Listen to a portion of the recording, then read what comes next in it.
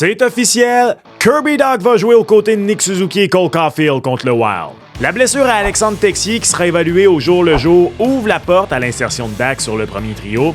Les trois joueurs sont en terrain connu.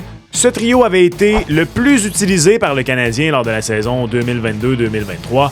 Caulfield, Suzuki et Dach avaient passé 360 minutes ensemble à 5 contre 5 cette saison-là et avaient généré 50,5% des buts attendus lorsqu'ils étaient sur la glace ensemble. À ce jour, la saison 2022-2023 demeure la meilleure de la carrière du gros numéro 77. Oui, il a essuyé son lot de blessures depuis ce temps, mais même en production moyenne, c'est quand même le cas. Depuis le début de la carrière de Kirby Dach, il maintient une moyenne de 0,45 points par rencontre. En 2022-2023, il était à 0,66 et depuis ce temps, il a chuté à 0,42. Est-ce que Dach peut ramener au duo Caulfield-Suzuki ce qui leur manque depuis qu'on a retiré Juraj Slafkovský de leur unité? Moi, je pense qu'il est capable de faire ça. Ils ont joué ensemble avant. T'sais. Il amène la physicalité, il amène la robustesse, il amène.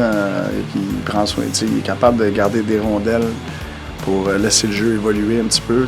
Puis il est souvent à l'entour du net. For me, it's about getting my legs under me and